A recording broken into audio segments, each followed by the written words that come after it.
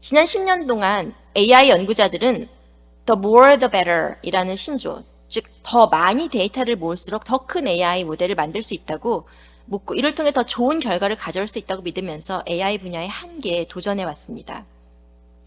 그리고 이런 접근 방식은 실제 놀라운 혁신으로 이어졌습니다. 하지만 그 부작용도 컸습니다. AI는 결국 사람이 설계한 알고리즘을 통해 개발됩니다. 다시 말하면 AI 모델의 가치는 그걸 개발한 사람들의 가치관을 반영하게 됩니다. 더 나아가서 편향성을 지닌 AI가 지금처럼 빠르게 영향력을 뻗친다면 결국 cultural colonialism을 야기하게 될 것입니다. 더 많은 데이터가 더 좋은 결과를 만들어낸다는 신조에 따라 인터넷에 방대한 자료를 끌어모아 구축한 AI 모델들은 예전에 식민 지배와 원주민 동화 정책이 그랬던 것처럼 같은 방식으로 소수 언어와 문화의 소멸을 가속화하고 있습니다. 기업들은 거대한 인구를 바탕으로 모은 데이터로 모델을 구축했지만 그 데이터에서 차지하는 비중이 작은 소수 집단의 정보는 모델에 제대로 반영되기 어렵습니다. AI 모델이 제품이나 서비스가 되었을 때, 이른바 글로벌 스탠다드가 되었을 때 소수 집단에 속한 사람들의 불평등을 겪거나 자신들의 문화 가치가 이해되지 못하고 있다고 생각할 수밖에 없습니다. 우리가 사는 세상에는 매우 다양한 삶과 이해관계가 있지만 생성형 AI는 이런 다양성을 결과물에 반영하지 않고 있습니다. 편향은 사회 특정 계층이나 집단 또는 개인을 부당한 차별이나 편견에 휩쓸리게 만들므로써 불평등을 확산하여 위험을 야기합니다. AI의 이런 측면으로 전 세계의 다양성이 지워질 위험에 처해 있습니다. 현재 시장의 주요 AI 모델들은 대부분 미국 기업이 북미에서 생성된 데이터를 기반으로 훈련시키며 개발한 것입니다. 지금 보여드리는 그래프는 2023년 스탠포드의 인간중심 인공지능 연구소에서 분석한 보고서 자료입니다. 해당 그래프는 2002년부터 현재까지 나라별로 생산한 주요 기계학습 시스템의 수를 보여주고 있는데요. 언뜻 봐도 미국이 생산한 기계학습 시스템의 수가 다른 나라들을 압도하고 있습니다. 이렇게 특정 국가가 주요 AI 시스템을 많이 개발할수록 전 세계는 그 국가가 갖고 있는 편견, 혹은 그 국가가 갖고 있는 세계관, 가치관을 담은 결과물을 보게 될 것입니다. 문화식민주의가 무엇인지 설명드리기 위해 챗GPT를 한번 활용해 보도록 하겠습니다. 아주 간결하고 깔끔하게 답이 나옵니다. 문화식민주의는 한 문화가 다른 문화를 지배하거나 강요하는 것을 의미합니다. 식민 지배와 결합된 형태의 문화의식을 받은 나라들은 자신들의 본래 문화 대신 지배하는 국가의 생활 양식과 관습을 받아들이게 되었고 그 과정에서 많은 사회들이 갈등을 겪어왔습니다. 예를 들어 영국은 서양 의학을 인도에 소개할 때 전통적인 인도 의학을 인정하지 않고 무효화하여 서양 의학만을 남겼습니다. 북미를 식민지하는 과정에서도 많은 토착민이 모국어를 버리고 영어를 택하도록, 토착신앙을 버리고 기독교를 택하도록 강요받았습니다. 결과적으로 공동체와 인구 집단은 다양성을 잃고 동질화되었습니다. 생성형 AI 서비스도 이미 세계적인 영향력을 비슷하게 퍼뜨리고 있습니다. 이 기술이 보여주는 모든 것이 사실로 인식되고 표준으로 여겨질 위험성이 있습니다. 챗GPT가 특정 문화나 언어에 편향되어 다른 문화나 언어의 관점을 배제할 수 있고 미전이가 그린 그림을 통해 의도치 않게 특정 가치관이나 문화가 정체성에 혼란을 주거나 악화시킬 수 있습니다. 바로 이 암묵적 편견이 다양성과 다문화 사회로의 발전을 역행시킬 수 있는 위험을 제시하는 것입니다.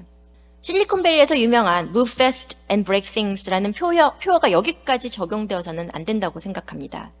세계 곳곳의 다양한 문화는 너무나도 귀중한 인류의 유산인 동시에 너무나도 연약합니다. 이런 문화적 다양성을 잃어버리는 것은 돌이키기 어려운 피해가 될 것입니다.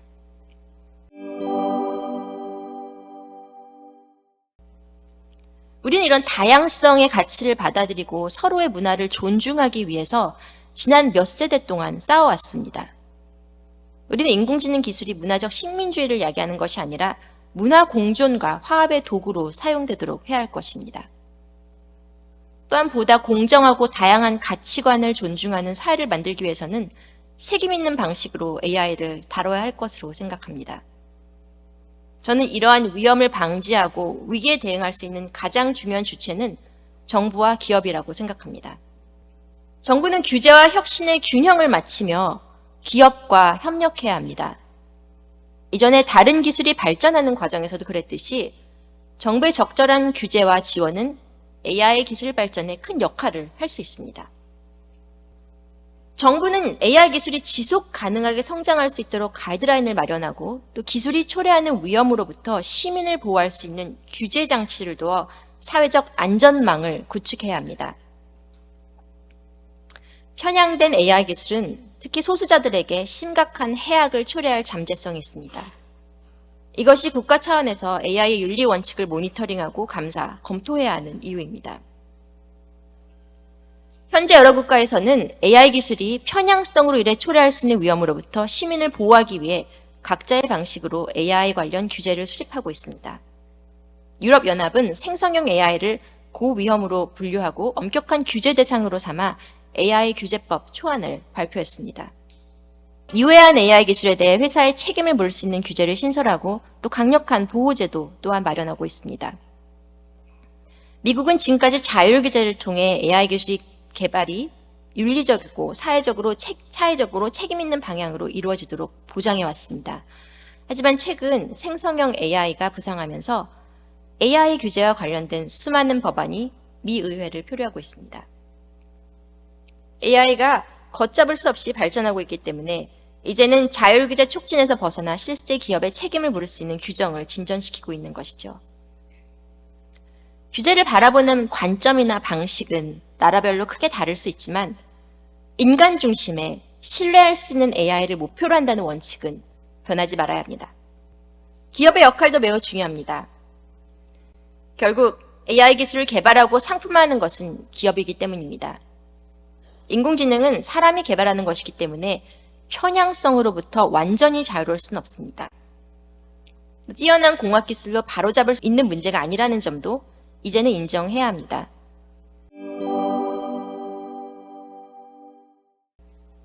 기업들은 AI에 포함될 수밖에 없는 편견과 고정관념이 부정적인 결과를 초래하지 않도록 노력해야 합니다. 윤리적 문제를 나중에 해결해야 할 과제쯤으로 치부하지 않고 처음부터 노력해야 하는 핵심적 문제로 바라봐야 하는 이유입니다. 거대 IT 기업들은 충분히 수익을 낼 만한 잠재적 사용자가 많은 언어와 문화권 위주로 데이터를 수집하고 알고리즘을 개발합니다.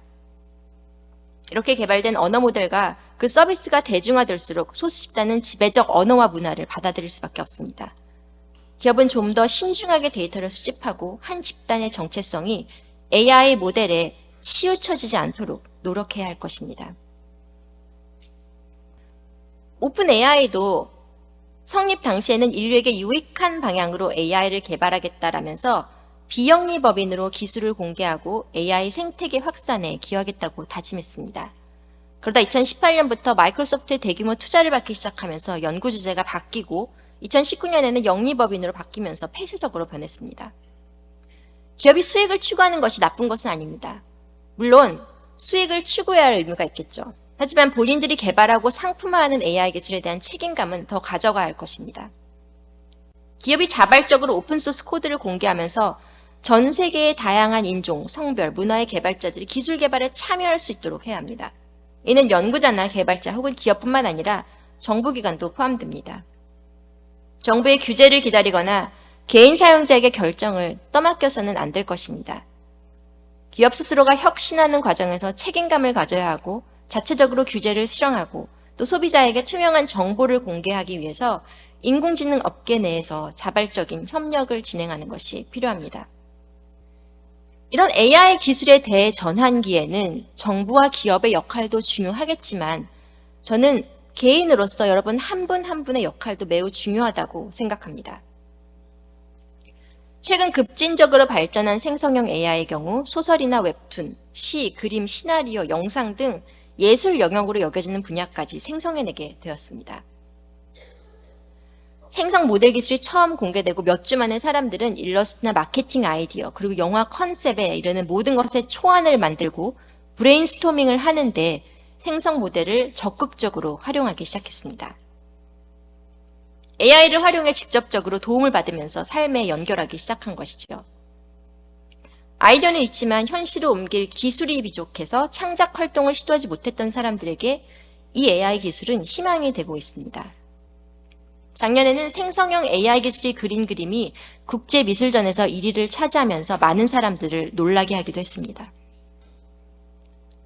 생성형 AI 모델이 발전을 거듭할수록 결과물을 만들어내는 능력은 더욱 향상될 것입니다. 하지만 이런 새로운 기술이 편리하고 신기한 만큼 기술 발전의 끝에 어두운 미래가 있을지도 모른다는 걱정도 있습니다. 일례로 2022년이면 방사선 전문의가 AI로 대체되어 직업 자체가 사라질 것이라는 우려 섞인 예측, 제프 힌튼 교수님이 하신 예측이었습니다. 하지만 실제로 2022년이 지난 오늘 여전히 많은 방사선 전문의가 AI 도구를 활용해서 더 높은 생산성을 발휘하면서 많은 병원에서 일을 활발히 하고 있습니다. 인간 중심의 인공지능 기술을 만드는 것도 중요하지만 인간이 자신의 고유한 능력을 어떻게 증강시켜서 올바르게 인공지능 기술을 활용해야 하는지도 매우 중요한 과제로 다가왔습니다. 인간이 기술에 위임할 수 있는 역할이 무엇인지, 그리고 인간으로서 끝까지 가져야 할 가치와 역할은 무엇인지를 고민해야 합니다.